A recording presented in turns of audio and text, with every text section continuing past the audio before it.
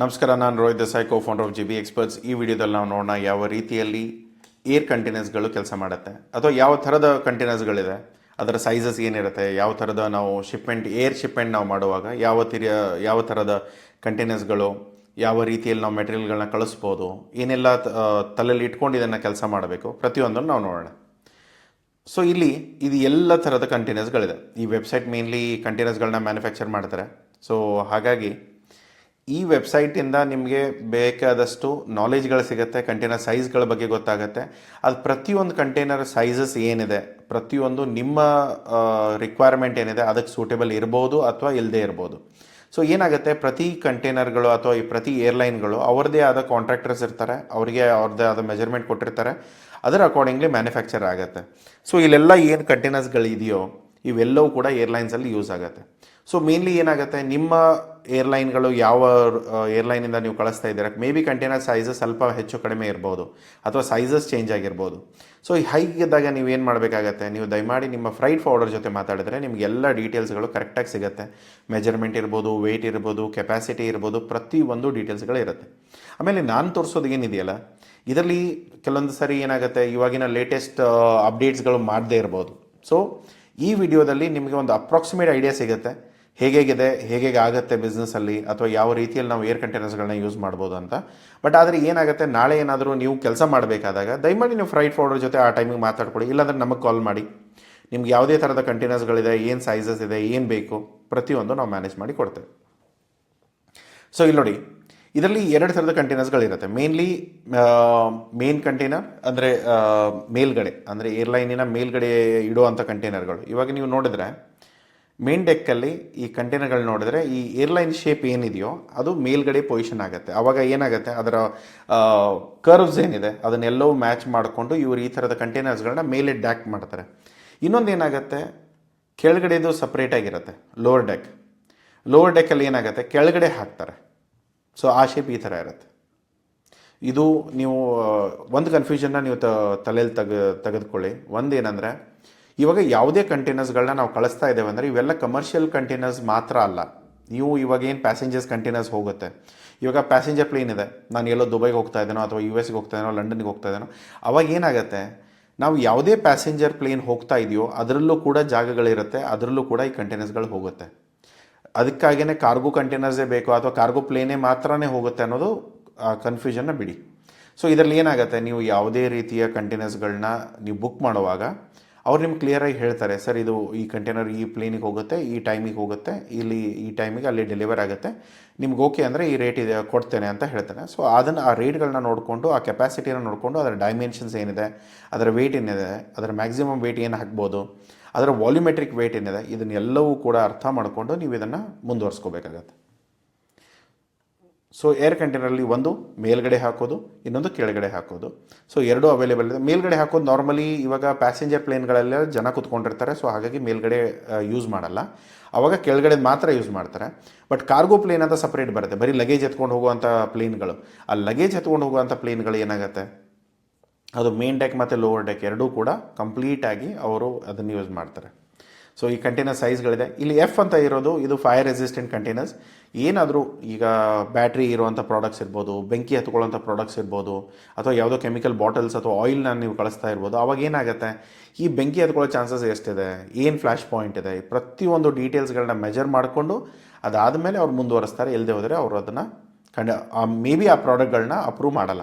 So ಅದಕ್ಕೆ ಏನೇ ಇದ್ದರೂ ಕೂಡ ದಯಮಾಡಿ ನಿಮ್ಮ ಫ್ರೈಟ್ ಫಾರ್ವರ್ಡರ್ ಜೊತೆ ಮಾತಾಡ್ಕೊಳ್ಳಿ. ಇಲ್ಲ ಅಂದರೆ ದಯಮಾಡಿ ನಮಗೆ ಮೇಲ್ ಆದರೂ ಹಾಕಿ ಅಥವಾ ವಾಟ್ಸಪ್ ಆದರೂ ಹಾಕಿ, ನಿಮ್ಮ ರಿಕ್ವೈರ್ಮೆಂಟ್ ಏನಿದೆ ಶೇರ್ ಮಾಡಿ, ನಾವು ಕಮರ್ಷಿಯಲ್ಸ್ನ ಶೇರ್ ಮಾಡ್ತೇವೆ. ಓಕೆ. ಸೊ ನೆಕ್ಸ್ಟ್ ಬರೋ ಆಪ್ಷನ್ ಏನಿದೆ, ಏರ್ ಕಾರ್ಗೋ ಪ್ಯಾಲೆಟ್ಸ್.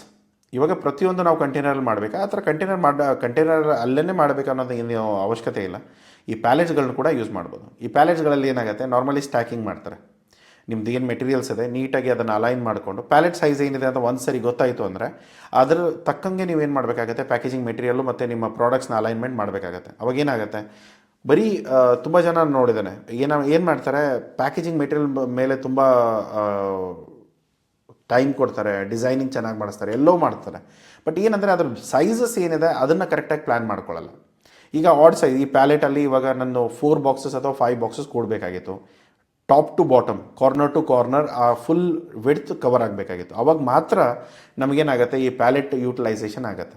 ಇವಾಗ ಸ್ಪೇಸ್ ಆಪ್ಟಮೈಸೇಷನ್ ಅಂತ ಹೇಳ್ತೇವೆ. ಏನಾಗುತ್ತೆ, ಇವಾಗ ಅಕ್ಕಪಕ್ಕ ಜಾಗ ಬಿಟ್ಬಿಟ್ರೆ ಅದು ಲಾಸ್ ಆಗುತ್ತೆ ಆಟೋಮೆಟಿಕ್ಲಿ. ಯಾಕಂದರೆ ನೀವು ಪ್ಯಾಲೆಟಿಗೆ ದುಡ್ಡು ಕೊಡ್ತಾ ಇದ್ದೀರಾ, ಆ ಪ್ಯಾಲೆಟ್ ಸೈಜ್ ಇದೆ, ಅದ್ರ ಮೇಲೆ ನಿಮ್ಮ ಮೆಟೀರಿಯಲ್ ಬರೀ ಅರ್ಧ ಕೂತ್ಕೊಂಡಿದೆ. ಯಾಕಂದರೆ ನಾನು ಮಾಡಿರೋ ಸೈಜ್ ಪ್ಯಾಕೇಜಿಂಗೇ ಆ ಥರ ಇದೆ. 2 ಇಟ್ಟರೆ ಆಚೆ ಹೋಗುತ್ತೆ, 1 ಇಟ್ಟರೆ ಕಡಿಮೆ ಆಗುತ್ತೆ. ಸೊ ಇವಾಗ ನಾನು ಮಾಡಬೇಕಾಗಿದ್ದೇನು, ನೀವು ಪ್ಯಾಕೇಜಿಂಗ್ ಚೇಂಜ್ ಮಾಡಬೇಕಾಗಿದೆ. ಅದಕ್ಕೆ ನೀವೇನಾದರೂ ಹೊಸದಾಗಿ ಮಾಡ್ತಾಯಿದ್ರೆ, ನೀವು ತುಂಬ ರೀಸೆಂಟ್ಲಿ ಇನ್ನೂ ಪ್ಯಾಕೇಜಿಂಗ್ ಎಲ್ಲ ಸ್ಟಾರ್ಟ್ ಮಾಡಿಲ್ಲ ಸರ್, ಇನ್ನೂ ಅದು ಅಲ್ಲಿವರೆಗೂ ಹೋಗಿಲ್ಲ ಅನ್ನೋದಾದರೆ ನೀವೇನು ಮಾಡಿ, ನಿಮ್ಮ ಫ್ರೈಟ್ ಫಾರ್ವರ್ಡರ್ ಜೊತೆ ಮಾತಾಡಿಕೊಂಡು ಈ ಡೈಮೆನ್ಷನ್ಸ್ಗಳನ್ನ ತೊಗೊಳ್ಳಿ.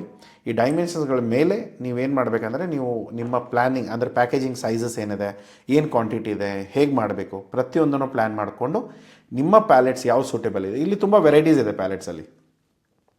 ಸ್ಟ್ಯಾಂಡರ್ಡ್ ಇದೆ, ಹೆವಿ ಡ್ಯೂಟಿ ಇದೆ, ಬೇರೆ ಬೇರೆ ಥರದ ಪ್ಯಾಲೆಟ್ಸ್ಗಳಿದೆ. ವುಡನ್ ಪ್ಯಾಲೆಟ್ಸು ಬರುತ್ತೆ, ಇಲ್ಲಿ ಮೆಟಲ್ ಪ್ಯಾಲೆಟ್ಸ್ ಇದೆ, ಪ್ಲಾಸ್ಟಿಕ್ ಫೈಬರ್ ಪ್ಯಾಲೆಟ್ಸ್ ಇದೆ, ಮತ್ತು ನಿಮಗೆ ವುಡನ್ ಪ್ಯಾಲೆಟ್ಸು ಸಿಗುತ್ತೆ. ಸೊ ಇದರಲ್ಲಿ ನೋಡಿಕೊಂಡು ನಿಮ್ಗೆ ಯಾವ್ದು ವರ್ಕೌಟ್ ಆಗುತ್ತೆ, ನಿಮ್ಮ ಬಿಸ್ನೆಸ್ಸಿಗೆ ಯಾವ್ದು ಸೂಟೇಬಲ್ ಆಗುತ್ತೆ, ಯಾವ ಸೈಜ್ ಸೂಟೇಬಲ್ ಆಗುತ್ತೆ ಅಂಥದನ್ನು ನೋಡ್ಕೊಂಡು ನೀವು ಪ್ಲ್ಯಾನ್ ಮಾಡ್ಕೊಳ್ಳಿ. ಯಾಕೆಂದರೆ ಇದರಲ್ಲಿ ಏನಾಗುತ್ತೆ, ಡ್ಯೂಟೀಸ್ ಇರುತ್ತೆ, ಹೆವಿ ಡ್ಯೂಟೀಸ್ ಇರುತ್ತೆ, ಲೈಟ್ ಡ್ಯೂಟೀಸ್ ಇರುತ್ತೆ. ಈ ಪ್ಯಾಲೆಟ್ಸ್ಗಳು ಕೂಡ ವೆಯ್ಟ್ ಲಿಫ್ಟ್ ಮಾಡಬೇಕು. ಇವಾಗ ಏನಾಗುತ್ತೆ, ಫೋಕ್ ಲಿಫ್ಟಿಂದ ಪ್ಯಾಲೆಟ್ ಲಿಫ್ಟ್ ಮಾಡ್ತಾನೆ, ಮುರ್ಕೊಂಡು ಬಿತ್ತು ಅಂದರೆ ಎಲ್ಲ ಮೆಟೀರಿಯಲ್ಗಳು ಆಚೆ ಬೀಳುತ್ತೆ. ಸೊ ಇದೆಲ್ಲ ಲಾಸಸ್ ಆಗೋ ಚಾನ್ಸಸ್ ಇರುತ್ತೆ. ಅದರಲ್ಲೂ ಕೂಡ ಡೆಲಿಕೇಟೆಡ್ ಹ್ಯಾಂಡಿಕ್ರಾಫ್ಟ್ ಪ್ರಾಡಕ್ಟ್ಗಳು, ಗ್ಲಾಸ್ ವೇರ್ ಯುಟೆನ್ಸಿಲ್ಸ್ಗಳು ಏನಿರುತ್ತೆ ಅದೆಲ್ಲ ಹಾಳಾಗೋ ಚಾನ್ಸಸ್ ತುಂಬ ಇರುತ್ತೆ. ಸೊ ಹೀಗಿದ್ದಾಗ ನೀವೇನು ಮಾಡಬೇಕಾಗತ್ತೆ, ನೀವು ಯಾವಾಗಲೂ ಕೂಡ ಕೆಲಸ ಮಾಡುವಾಗ ಈ ಪ್ಯಾಲೆಟ್ಸ್ಗಳ ಸೈಜಸ್ನ ಮುಂಚೆ ತೊಗೊಂಡು ಇದಕ್ಕೆ 100% ಆಪ್ಟಮೈಸೇಷನ್ ಆಗೋ ಥರ ನೀವೇನು ಮಾಡಬೇಕಾಗತ್ತೆ, ನನಗೆ ಆ ಬಾಕ್ಸ್ ಡಿಸೈನ್ಗಳು ಬೇಕಾಗತ್ತೆ. ಸೊ ಅದನ್ನು ಡಿಸೈನ್ ಮಾಡಿಕೊಂಡು ಆ ಬಾಕ್ಸಸ್ಗಳನ್ನ ಪ್ರಾಪರಾಗಿ ಅಲೈನ್ ಮಾಡಿಕೊಂಡು ಆ ಪ್ಯಾಲೆಟ್ಸ್ಗಳನ್ನ ಹೈಯರ್ ಮಾಡಿಕೊಂಡು ನೀವು ರೆಗ್ಯುಲರ್ಲಿ ಕೆಲಸ ಮಾಡೋಕ್ಕೆ ಸ್ಟಾರ್ಟ್ ಮಾಡೋದು. ಮೇ ಬಿ 1-2 ಆರ್ಡ್ರಲ್ಲಿ ತೊಂದರೆಗಳು ಆಗೋ ಚಾನ್ಸಸ್ ಇರುತ್ತೆ. ಯಾಕಂದರೆ ಏನೋ 100% ನಾವು ಯಾವುದೇ ಬಿಸ್ನೆಸ್ಗಳು ಪರ್ಫೆಕ್ಟಾಗಿ ಒಂದೇ ಟೈಮಲ್ಲಿ ಕರೆಕ್ಟ್ ಮಾಡ್ತೀವಿ ಅನ್ನೋದು ಸುಳ್ಳು. ಏನೋ ಸ್ವಲ್ಪ ಹೆಚ್ಚು ಕಡಿಮೆ ಆಗುತ್ತೆ. ಬಟ್ ಏನಂತಂದರೆ ಆ ಪ್ಲ್ಯಾನಿಂಗ್ ನೀವು ಮಾಡ್ಕೊಂಡ್ಬಿಟ್ರೆ ಸ್ವಲ್ಪ ಹೋಗ್ತಾ ಇದ್ದಂಗೆ ನಿಮ್ಮ ಫ್ರೈಟ್ ಫಾರ್ವರ್ಡರ್ಸ್ಗಳೆಲ್ಲ ಕ್ಲೋಸ್ ಆಗ್ತಾರೆ, ತುಂಬ ಡೀಟೇಲ್ಸ್ಗಳನ್ನ ಶೇರ್ ಮಾಡ್ತಾರೆ. ಅವಾಗ ಬೇರೆ ಡೀಟೇಲ್ಸ್ಗಳನ್ನ ತೊಗೊಂಡು ನೀವು ಮುಂದೆ ಮಾಡ್ಬೋದು. ಇಲ್ಲ ಅಂದರೆ ಕನ್ಸಲ್ಟೇಷನ್ಗೆ ನಾವು ಇದ್ದೇ ಇದ್ದೇವೆ. ನಿಮ್ಗೆ ಏನೇ ಡೌಟ್ಸ್ ಇದ್ದರೂ ಕೂಡ ಒಂದು ಕಾಲ್ ಬುಕ್ ಮಾಡ್ಕೊಳ್ಳಿ, ಮಾತಾಡಿ. ಓಕೆ. ಸೊ ಇದರಲ್ಲಿ ಹೆವಿ ಡ್ಯೂಟಿನೂ ಬರುತ್ತೆ, ಸ್ಟ್ಯಾಂಡರ್ಡು ಬರುತ್ತೆ. ನಿಮ್ದು ಏನಾದರೂ ಹೆವಿ ಡ್ಯೂಟಿ ಕ್ಯಾಟಗರಿಯಲ್ಲಿ ಇತ್ತು, ತುಂಬ ಹೆವಿ ಮೆಷಿನ್ಸ್ ಇದೆ, ಇಂಜಿನ್ಸ್ ಕಳಿಸ್ತಾ ಇದ್ದಾವೆ, ಸೊ ಹಾಗೆಲ್ಲ ಇದ್ದಾಗ ಅದನ್ನು ನೋಡ್ಕೊಳ್ಳಿ. ನೆಕ್ಸ್ಟ್ ಬರೋದು ನೆಟ್ ಕಾರ್ಗೋ. ಈ ನೆಟ್ ಕಾರ್ಗೋಸ್ದಲ್ಲಿ ಏನಾಗುತ್ತೆ, 99% ಪ್ರಾಡಕ್ಟ್ಗಳೆಲ್ಲ ನಮ್ದು ಹೀಗೆ ಹೋಗೋದು. ಇದರಲ್ಲಿ ಒಂದು ಎಕ್ಸ್ಟ್ರಾ ಲೇಯರ್ ಕೋಟಿಂಗ್ ಬರುತ್ತೆ, ಅದು ಫೈರ್ ರೆಸಿಸ್ಟೆಂಟ್ ಮೆಟೀರಿಯಲ್ ಇರುತ್ತೆ. ಒಳಗಡೆ ಏನಾದರೂ ಬೆಂಕಿ ಹತ್ಕೊಂಡ್ರೆ ಅವಾಗ ಏನಾದರೂ ನಮಗೆ ಪ್ರಾಡಕ್ಟ್ಸ್ಗೆ ಅಥವಾ ಅಕ್ಕಪಕ್ಕ ಇರೋ ಪ್ರಾಡಕ್ಟ್ಸ್ಗಳಿಗೆ ಏನಾದರೂ ತೊಂದರೆ ಆಗುತ್ತಾ, ಸರ್ ಇವರು ನನ್ನ ಕೆಮಿಕಲ್ಸ್ ಜೊತೆಗೆ ನನ್ನ ಪ್ರಾಡಕ್ಟ್ ಕಳಿಸ್ತಾ ಇದ್ದಾರೆ, ಏನಾದ್ರು ತೊಂದರೆ ಆಗುತ್ತಾ? ಆ ಕೆಮಿಕಲ್ಸ್ಗೆ ಏನಾದರೂ ಆದರೆ ಅದಕ್ಕೆ ಬೇಕಾಗಿರೋ ಸೇಫ್ಟಿಯನ್ನು ಅವ್ರು ನೋಡ್ಕೊಂಡಿರ್ತಾರೆ. ಯಾಕೆಂದರೆ ನಿಮ್ಮ ಪ್ರಾಡಕ್ಟ್ ಎಷ್ಟೇ ಇದ್ದರೂ ಕೂಡ ಒಂದು ಪ್ಲೇನಿನ ವ್ಯಾಲ್ಯೂ ಇರಲ್ಲ. ಓಕೆ. ಇಡೀ ಪ್ಲೇನಿಗೆ ಬೆಂಕಿ ಹತ್ಕೊಂಡ್ರೆ ಅಲ್ಲಿರೋ ಇಡೀ ಪ್ಲೇನ್ ಕಾಸ್ಟು, ಆಪರೇಷನ್ ಕಾಸ್ಟ್ ಏನಿದೆ ದಟ್ ಬಿ ನೆಗೆಟಿವ್. ಸೊ ಹಾಗಿದ್ದಾಗ ಅವ್ರಿಗೂ ಕೂಡ ತುಂಬ ಕಾಜಿಯಿಂದ ಆ ಪ್ರಾಡಕ್ಟ್ಗಳನ್ನ ಕಳಿಸ್ತಾರೆ. ಸೊ ಹಾಗಿದ್ದಾಗ ನೀವು ದಯಮಾಡಿ ತಲೆ ಕೆಡಿಸ್ಕೊಳ್ಳೋ ಅವಶ್ಯಕತೆಗಳಿಲ್ಲ. ಎಲ್ಲ ಪ್ರಾಡಕ್ಟ್ಗಳು ಸೇಫಾಗಿ ಹೋಗುತ್ತೆ. ಜಸ್ಟ್ ಏನಂತಂದರೆ ಆ ಪ್ಯಾಲೆಟ್ಗಳು, ಆ ಸೈಜಸ್ಸು, ಆ ಪ್ರಾಪರಾಗಿ ಪ್ಯಾಕ್ ಮಾಡಿ ನೆಟ್ಟಿಂಗ್ ಹಾಕ್ಸ್ಬಿಟ್ರೆ ನಿಮ್ಮ ಪ್ರಾಡಕ್ಟ್ಗಳು ಆರಾಮಾಗಿ ಹೋಗುತ್ತೆ, ಏನೂ ತೊಂದರೆಗಳಿಲ್ಲ. ಬಟ್ ಏನಂತಂದರೆ ನೀವು HS ಕೋಡ್ ಆಗಿರ್ಬೋದು ಅಥವಾ ನೀವು ಪ್ರಾಡಕ್ಟ್ ಡಿಸ್ಕ್ರಿಪ್ಷನ್ ಆಗಿರ್ಬೋದು, ಅದರಲ್ಲಿ ಏನು ವ್ಯತ್ಯಾಸ ಮಾಡ್ದಿರಂಗೆ ನೋಡ್ಕೊಳ್ಳಿ. ಯಾಕೆಂದರೆ ಎಕ್ಸ್ಪೋರ್ಟ್ ಇಂಪೋರ್ಟ್ ಬಿಸ್ನೆಸ್ಸಲ್ಲಿ ಬೇರೆ ಎಲ್ಲವೂ ಓಕೆ, ಡಾಕ್ಯುಮೆಂಟೇಷನ್ ಮೇನ್ ಇರುತ್ತೆ. ಯಾಕೆಂದರೆ ಎಲ್ಲರಿಗೂ ಕೂಡ ನಿಮ್ಮ ಪ್ರಾಡಕ್ಟ್ಸ್ ಏನು ಟೆಕ್ನಾಲಜಿ ಯೂಸ್ ಮಾಡಿದೆ ಅಥವಾ ನಿಮ್ಮ ಪ್ರಾಡಕ್ಟ್ ಏನಿದೆ ಅನ್ನೋದು ಯಾರಿಗೂ ಇಂಟ್ರೆಸ್ಟ್ ಇರಲ್ಲ. ಬಟ್ ಏನು end of the documents correct ಆಗಿದೆಯಾ, ಡ್ಯೂಟಿಗಳೆಲ್ಲ ಪ್ರಾಪರಾಗಿ ಕ್ಯಾಲ್ಕುಲೇಟ್ ಆಗಿದೆಯಾ, ಎಕ್ಸ್ಪೋರ್ಟೇಬಲ್ ಪರ್ಮಿಟೆಡ್ ಇದೆಯಾ, ದೆನ್ ನೋ ಇಶ್ಯೂಸ್. ಇದನ್ನು ಅರ್ಥ ಮಾಡಿಕೊಂಡು ನೀವು ಸಿಯಿಂದಾದರೂ ಕಳಿಸಿ, ಏರಿಂದಾದರೂ ಕಳಿಸಿ ಅಥವಾ ರೋಡಿಂದಾದರೂ ಕಳಿಸಿ, it's all the same. So ಹೀಗಿದ್ದಾಗ ತುಂಬ ನೀವು ನೋಡಿಕೊಂಡು ಪ್ಲ್ಯಾನ್ ಮಾಡಿಕೊಂಡು ನೀವು ಕೆಲಸ ಮಾಡ್ಬೋದು. ಓಕೆ. ಸೊ ಇಷ್ಟು ನಾನು ಈ ವಿಡಿಯೋದಲ್ಲಿ ಶೇರ್ ಮಾಡಬೇಕು ಅಂದ್ಕೊಂಡಿರೋದು. ಇನ್ನೊಂದು ನಿಮ್ಗೆ ಇಮೇಜಸ್ ನಾನು ತೋರಿಸ್ತೇನೆ. ಇಲ್ಲಿ ನೀವು ನೋಡ್ಬೋದು ಯಾವ ರೀತಿಯಲ್ಲಿ ಮೆಟೀರಿಯಲ್ಸ್ಗಳು ಲೋಡ್ ಆಗ್ತಾ ಇದೆ ಅಂತ. ಸೊ ಇದೆಲ್ಲ ಏನಿದೆ, ಇದು ಪ್ಯಾಸೆಂಜರ್ ಪ್ಲೇನ್ ಇದೆ. ಇವಾಗ ನೀವು ನಾರ್ಮಲಿ ಏನು ಪ್ಲೇನ್ ಯೂಸ್ ಮಾಡ್ತೇವೋ ಇಲ್ಲೆಲ್ಲ ನಾವೇ ಕೂತ್ಕೊಂಡಿರ್ತೇವೆ ಮೇಲ್ಗಡೆ. ಬಟ್ ಕೆಳಗಡೆ ಪ್ಲೇನ್ ಬೆಲ್ಲಿಯಲ್ಲಿ ಏನಿರುತ್ತಲ್ಲ ಅಲ್ಲಿ ಖಾಲಿ ಇರುತ್ತೆ, ಅಲ್ಲಿ ನಿಮ್ಮ ಲಗೇಜ್ಗಳು ಲೋಡ್ ಆಗುತ್ತೆ, ಅದರ ಜೊತೆಗೆ ಕಾರ್ಗೋ ಕೂಡ ಲೋಡ್ ಆಗುತ್ತೆ. ನೆಕ್ಸ್ಟ್ ಟೈಮ್ ಯಾವಾಗಾದರೂ ಇಂಟರ್ನ್ಯಾಷನಲ್ ಟ್ರಾವೆಲ್ ಮಾಡ್ತಾ ಇದ್ದಾಗ ಅಥವಾ ಡೊಮೆಸ್ಟಿಕ್ ಕೂಡ ಟ್ರಾವೆಲ್ ಮಾಡ್ತಾ ಇದ್ದಾಗ ನಿಮ್ಮ ಲಗೇಜ್ಗಳ ಜೊತೆಗೆ ಈ ಥರದ ಕಂಟೈನರ್ಸ್ಗಳು ಕಾಣುತ್ತೆ, ಲೋವರ್ ಡಕ್ಕಿಗೆ ಹಾಕುವಂಥ ಕಂಟೈನರ್ಸ್. ಯಾಕೆಂದರೆ ಪ್ಯಾಸೆಂಜರ್ಸಲ್ಲಿ ಏನಾಗುತ್ತೆ, ಈ ಥರ ಪ್ಯಾಸೆಂಜರ್ಸ್ ಪ್ಲೇನಲ್ಲಿ 99% ಆಫ್ ದ ಟೈಮ್ ನಿಮ್ಮ ಹತ್ರ ಲೋವರ್ ಡಕ್ಕೆ ಆಪ್ಷನ್ ಇರೋದು. ಯಾಕೆ ಅಪ್ಪರ್ ಡಕ್ಕಲ್ಲಂತೂ ಜನ ಕೂತ್ಕೊಳ್ತಾರೆ, ಅವ್ರ ಮೇಲೆ ಹೇಗೆ ಲಗೇಜ್ ಇಡೋಕ್ಕಾಗತ್ತೆ, ರೈಟ್? ಯಾಕೆಂದರೆ ಅವರು ಕ್ಯಾಬಿನ್ ಇರುತ್ತೆ, ಕ್ಯಾಬಿನ್ ಲಗೇಜಸ್ ಇರುತ್ತೆ. ಹಾಗಾಗಿ ಆ ಕರ್ವ್ ಏನಿದೆಯಲ್ಲ, ಈ ಕರ್ವ್ ಏನಿದೆಯಲ್ಲ ಇಲ್ಲಿ ಮುಗಿದೋಗುತ್ತೆ. ಹಾಗಾಗಿ ಇಲ್ಲಿ ಏನು ಲೋವರ್ ಡಕ್ ಕಂಟೈನರ್ಸ್ಗಳು ನಿಮಗೆ ಇಲ್ಲಿ ಕಾಣಿಸ್ತಾ ಇದೆಯಲ್ಲ, ಇಲ್ಲಿ 2-3 ಕಂಟೈನರ್ಸ್ಗಳ ಲೈನಲ್ಲಿದೆ ನೋಡಿ. ಸೊ ಈ ಕಂಟೈನರ್ಸ್ಗಳನ್ನ ನೀವು ನೋಡಿದ್ರೆ ಇದೆಲ್ಲವೂ ಕೂಡ ಲೋವರ್ ಡಕ್ಕಲ್ಲೇ ಹೋಗುತ್ತೆ. ಸೊ ಆಚೆ ಈಚೆ ಅದನ್ನು ಕಂಟೈನರ್ ಫಿಕ್ಸ್ ಮಾಡ್ತಾರೆ, ಲೋವರ್ ಡಕ್ಕಲ್ಲಿ ಪುಷ್ ಮಾಡ್ತಾರೆ, ಲಾಕ್ ಮಾಡ್ತಾರೆ. ಆಮೇಲೆ ಎಲ್ಲವೂ ಕೂಡ ಸೇಫ್ ಆಗಿರುತ್ತೆ. ಒಂದು ಲಗೇಜ್ ಕೂಡ ಆಚೆ ಈಚೆ ಮೂವ್ ಆಗಲ್ಲ, ಯಾಕಂದರೆ ಎಲ್ಲವೂ ಕೂಡ ಟ್ಯಾಗ್ ಮಾಡಿ ಸ್ಟ್ರಕ್ಚರಲ್ಲಿ ಅದನ್ನು ಕಟ್ ಹಾಕ್ತಾರೆ. ಸೊ ಹಾಗಾಗಿ ಯಾವುದೇ ಥರದ ಈವನ್ ಕಾರ್ಗಳು ಕೂಡ ಮೂಮೆಂಟ್ಸ್ ಆಗುತ್ತೆ. ನಿಮ್ಮ ಪ್ಲೇನ್ಗಳ ಮೇಲ್ಗಡೆ ನೀವು ಕೂತ್ಕೊಳ್ತೀರಾ, ನಿಮ್ಮ ಕಾರ್ಗಳ ಕೆಳಗಡೆ ಬರ್ತಾ ಇರುತ್ತೆ. ಸೊ ಹಾಗೆ ಓಕೆ. ಸೊ ಈ ಥರದ ಆಪ್ಷನ್ಸ್ ಇರುತ್ತೆ. ಇದು ಈ ಶೇಪ್ ನೋಡಿ, ಇಲ್ಲಿ ಏನು ಶೇಪ್ ಇದೆಯಲ್ಲ, ಈ ಶೇಪ್ ನೋಡಿದ್ರೆ ನಿಮಗೆ ಅಪ್ಪರ್ ಡಕ್ ಎಲ್ಲಾಗುತ್ತೆ, ಲೋವರ್ ಡಕ್ ಎಲ್ಲಾಗುತ್ತೆ ನೀವು ನೋಡ್ಬೋದು. ಲೋವರ್ ಡಕ್ ಫ್ಲ್ಯಾಟ್ ಇರುತ್ತೆ, ಇಲ್ಲಿ ಲೋವರ್ ಕಂಟೈನರ್ಸ್ ಲೋಡ್ ಆಗುತ್ತೆ. ಮೇಲ್ಗಡೆ ಅಪ್ಪರ್ ಡಕ್ಸ್ಗಳನ್ನ ಒಂದ್ಸರಿ ಲೋವರ್ ಡಕ್ ಲೋಡ್ ಮಾಡ್ತಾರೆ, ಆಮೇಲೆ ಅಪ್ಪರ್ ಡಕ್ನ ಅದ್ರ ಮೇಲ್ಗಡೆ ಇಡ್ತಾ ಬರ್ತಾರೆ, ಆಮೇಲೆ ಎಲ್ಲವೂ ಸೇರಿಕೊಂಡು ಅದನ್ನು ಕಟ್ ಹಾಕ್ತಾರೆ. ಸೊ ಒಂದು ಮೂಮೆಂಟ್ ಕೂಡ ಆಗಲ್ಲ. ಇಲ್ಲಿ ನೋಡಿ, ಇಲ್ಲಿ ಇದು ಗ್ಲಾಸಸ್ ಏನಿದೆಯಲ್ಲ ಇದೆಲ್ಲ ನಿಮ್ಮ ಗ್ಲಾಸಸ್ಗಳು. ಅಂದರೆ ನೀವು ಏನು ಕೂತ್ಕೊಳ್ತೀರಲ್ಲ ಅವಾಗ ಏನು ವಿಂಡೋ ಸೀಟ್ ಅಂತ ಹೇಳ್ತೇವೆ, ಇದೆಲ್ಲ ವಿಂಡೋಸ್ ನಿಮ್ಮ ಪ್ಯಾಸೆಂಜರ್ ಸೀಟ್ದು. ಇಲ್ಲಿ ಕೆಳಗಡೆ ಏನಿದೆಯಲ್ಲ ಇದೆಲ್ಲ ಲೋವರ್ ಡಕ್, ಇಲ್ಲೆಲ್ಲ ಒಂದು ಆಲ್ರೆಡಿ ಲೋಡ್ ಆಗಿದೆ. ಇಲ್ಲಿ ಇವೆಲ್ಲ ಒಳಗಡೆ ಹೋಗಿ ಪ್ರಾಪರಾಗಿ ಲೋಡ್ ಮಾಡಿ ಅದನ್ನು ಇದು ಹೋಲ್ಡಿಂಗ್ ಇರುತ್ತೆ, ಅದನ್ನು ಕಟ್ ಹಾಕ್ತಾರೆ. ಸೊ ಕಟ್ ಹಾಕಿದ ಮೇಲೆ ಆ ಮೆಟೀರಿಯಲ್ಗಳು ಮೂವ್ ಆಗಲ್ಲ, ಆಮೇಲೆ ಯಾವುದೇ ಥರದ ಇಶ್ಯೂಸ್ಗಳು ಬರೋಲ್ಲ. ಸೊ ಇದರಲ್ಲಿ ಏನಾಗುತ್ತೆ, ಎಷ್ಟು ದೊಡ್ಡ ಸೈಜ್ ಹೋಗ್ಬೋದು ಸರ್, ಇದರಲ್ಲಿ ಯಾವುದೇ ಕಂಟೈನರ್ ಆದರೂ ಹೋಗ್ಬೋದು. ಎಂಡ್ ಆಫ್ ದ ಡೇ ಏನು ಮ್ಯಾಟ್ರ್ ಆಗುತ್ತೆ, ಪ್ಲೇನ್ ಎಷ್ಟು ದೊಡ್ಡದಿದೆ, ಎಷ್ಟು ಸೀಟ್ರದಿದೆ, ಅದರಲ್ಲಿ ಯಾವ್ಯಾವ ಸೈಜ್ ಕಂಟೈನರ್ ಹೋಗ್ಬೋದು. ಕೆಲವೊಂದು ಸರಿ ಏನಾಗುತ್ತೆ, ತುಂಬ ದೊಡ್ಡ ಕಂಟೈನರ್ಗಳೆಲ್ಲ ಇದರಲ್ಲಿ ಹೋಗಲ್ಲ, ಯಾಕಂದರೆ ಇದ್ರ ವೇಟ್ ಅಷ್ಟು ದೊಡ್ಡದಿರಲ್ಲ. ಸೊ ಈ ಥರ ಎಲ್ಲ ತುಂಬ ಕ್ಯಾಲ್ಕುಲೇಷನ್ಸ್ ಹೋಗುತ್ತೆ, ಅದರ ಮೇಲೆ ಅವರು ಅದನ್ನು ಶೇರ್ ಮಾಡ್ತಾರೆ. ಸೊ ಈ ಥರ ಇಲ್ಲಿ ವುಡನ್ ಪ್ಯಾಲೆಟ್ಸ್ ಏನಿದೆಯಲ್ಲ, ಈ ಥರ ವುಡನ್ ಪ್ಯಾಲೆಟ್ಸ್ಗಳಿರುತ್ತೆ. ಈ ವುಡನ್ ಪ್ಯಾಲೆಟ್ಸ್ಗಳನ್ನ ಫೋಕ್ ಲಿಫ್ಟ್ ಒಳಗಡೆ ಹೋಗುತ್ತೆ, ಮೆಟೀರಿಯಲ್ನ ಎತ್ಕೊಳ್ಳುತ್ತೆ, ಏರ್ಪೋರ್ಟಲ್ಲಿ ಅದನ್ನು ಹೋಗಿ ಡೆಲಿವರ್ ಮಾಡ್ತಾರೆ. ಅದರ ಮೇಲೆ ಅವರು ಸೀಸರ್ ಲಿಫ್ಟ್ ಇದೆ, ಈ ಸೀಸರ್ ಲಿಫ್ಟ್ನ ಯೂಸ್ ಮಾಡಿಕೊಂಡು ಅವರ ಮೆಟೀರಿಯಲ್ಗಳು ಏನಿದೆ ಅದನ್ನು ಲೋಡ್ ಮಾಡಿ ಅದನ್ನು ಪುಷ್ ಮಾಡ್ತಾರೆ. ಇದರಲ್ಲೆಲ್ಲ ವೀಲ್ಸ್ ಇರುತ್ತೆ, ನಿಮ್ಗೆ ಕಾಣ್ತಾ ಇಲ್ಲದೆ ಇರ್ಬೋದು, ವೀಲ್ಸ್ ಇರುತ್ತೆ. ಜಸ್ಟ್ ಒಂದು ಪುಷ್ ಕೊಟ್ಬಿಟ್ರೆ ಆ ಮೆಟೀರಿಯಲ್ಗಳು ಮುಂದೆ ಹೋಗ್ತಾ ಇರುತ್ತೆ. ಅದು ಮತ್ತು ಆಮೇಲೆ ಎಲ್ಲ ಪ್ರೊಫೆಷನಲ್ಸ್ ಇರೋದ್ರಿಂದ ಸೊ ಸ್ಮೂತ್ಲಿ ಹ್ಯಾಂಡಲ್ ಮಾಡ್ತಾರೆ. ನಿಮ್ಮ ಪ್ರಾಡಕ್ಟ್ ಬಾಕ್ಸಸ್ ಏನಿದೆ ನೀಟಾಗಿ ಈ ಥರ ಪ್ಯಾಕ್ ಆಗಿ, ಈ ಥರ ರ್ಯಾಪಿಂಗ್ ಆಗಿ, ಈ ಥರ ನೆಟ್ಟಿಂಗ್ ಆಗಿ ಸೇಫಾಗಿ ಹೋಗುತ್ತೆ. ಆಮೇಲೆ ಇದರಲ್ಲಿ ಏನಾಗುತ್ತೆ, ವುಡನ್ ಪ್ಯಾಲೆಟ್ಸು ಬರುತ್ತೆ, ಫೈಬರ್ ಪ್ಯಾಲೆಟ್ಸು ಬರುತ್ತೆ, ಎಲ್ಲದರಲ್ಲೂ ಕೂಡ ಫೋಕ್ ಲಿಫ್ಟ್ ಆಪ್ರೇಷನಲ್ ಆಪ್ಷನ್ ಇದ್ದೇ ಇರುತ್ತೆ. ಸೊ ಅದನ್ನು ನೋಡಿಕೊಂಡು ನೀವು ಪ್ಲ್ಯಾನ್ ಮಾಡ್ಕೋಬೇಕು. ಅದರ ನೆಕ್ಸ್ಟ್ ಇರೋದು, ಈ ಥರದ ಮೆಟೀರಿಯಲ್ ಏನು ಡ್ಯಾಮೇಜಸ್ ಆಗೋ ಚಾನ್ಸಸ್ ಇದೆ, ದಯಮಾಡಿ ನೋಡ್ಕೊಳ್ಳಿ. ನಿಮ್ಮ ಪ್ಯಾಕೇಜಿಂಗ್ ಮೆಟೀರಿಯಲ್ಗಳು ಕರೆಕ್ಟಾಗಿರಬೇಕು. ಇಲ್ಲದೆ ಹೋದರೆ ಏನಾಗುತ್ತೆ, ಈ ಥರ ಏನಾದರೂ ಬಾಕ್ಸಸ್ಗಳು ಕಾರ್ನರಲ್ಲಿ ಬೆಂಡ್ ಆಯಿತು, ಡ್ಯಾಮೇಜ್ ಆಯಿತು, ಬರ್ಸ್ಟ್ ಆಯಿತು. ಬರ್ಸ್ಟಿಂಗ್ ಅಂದರೆ ಒಂದು ಪ್ಯಾಕೇಜಿಂಗ್ ಬರ್ಸ್ಟಿಂಗ್ ಸ್ಟ್ರೆಂತ್ ಅಂತ ಹೇಳ್ತೇವೆ. ಅಂದರೆ ಆ ಪ್ಯಾಕೇಜಿಂಗಲ್ಲೇ ಹಾಕಿದ ಮೇಲೆ ಯಾವಾಗ ಆ ಪ್ರಾಡಕ್ಟ್ ಬರ್ಸ್ಟ್ ಆಗೋ ಚಾನ್ಸಸ್ ಇರುತ್ತೆ ಅಥವಾ ಒಡೆದು ಹೋಗೋ ಚಾನ್ಸಸ್ ಇರುತ್ತೆ, ಅದನ್ನು ನೀವು ನೋಡಿಕೊಂಡು ಪ್ಲ್ಯಾನ್ ಮಾಡಬೇಕು. ಓಕೆ. ಸೊ ಇವೆಲ್ಲ ಆಪ್ಷನ್ಸ್ ಕೂಡ ಇರುತ್ತೆ.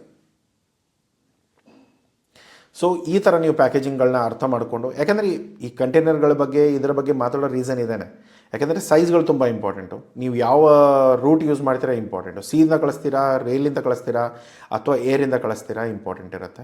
ಅದರಲ್ಲಿ ಯಾವ್ಯಾವ ಥರದ ಕಂಟೈನರ್ಸ್ ಬರುತ್ತೆ, ಅದರ ಸೈಜಸ್ ಏನಿದೆ, ಅದರ ಸೈಜಸ್ ಆದಮೇಲೆ ಅದರಲ್ಲಿ ನನ್ನ ಪ್ಯಾಕೇಜಿಂಗ್ ಇವಾಗ ನೋಡಿ, ಕಾರ್ನರ್ ಟು ಕಾರ್ನರ್ ಸ್ವಲ್ಪ ಜಾಗ ಅಷ್ಟೇ ಇದೆ, ಬಿಟ್ಟರೆ ಎಲ್ಲವೂ ಕೂಡ ಪ್ರಾಪರ್ಲಿ ಪ್ಯಾಕ್ ಮಾಡಿದ್ದಾರೆ.